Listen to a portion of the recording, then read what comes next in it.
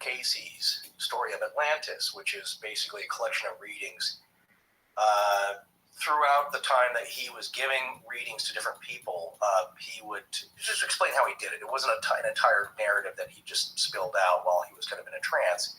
As he was giving a life reading to somebody, saying like, well, you have the respiratory problems because of this, try this. There were a lot of home remedy kind of things. He said, oh, by the way, you were an ancient scribe in Atlantis, and you were also doing this and that. Right.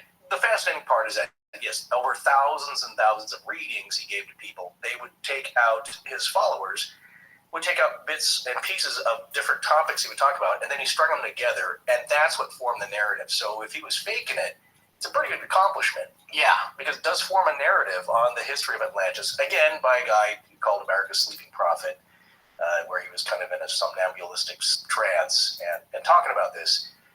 So in answer to Ansips, I said, well, if you read the book, it's pretty wild, because Casey's description of Atlantis was that they had advanced technology, not like what you see now with iPhones and iWatches and everything, I and E and all that. There was basically two factions, one, a good group of people and a bad group of people. And the bad group were using their technology that they had at the time to create genetic hybrids, animal-human hybrids. Wild. As a slave, as Casey's description of Atlantis was that they had advanced technology, not like have a young, beautiful woman that had feathers all over her, or somebody that had snake scales.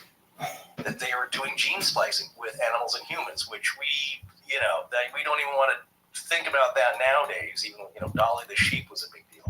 And according to Casey, that kind of did lead to their downfall. There was infighting, which was good, bad, whatever, and the Almighty put a stop to that. Destroyed the island, but before that, the good folks were able to take their knowledge and deposit them in various locations around the Earth. Near the Sphinx, in the Himalayas. Yeah, in the chamber that they won't open at the Sphinx's feet, right? Yeah, I think it's under the left paw. But they have found that there is a space down there through penetrating a radar.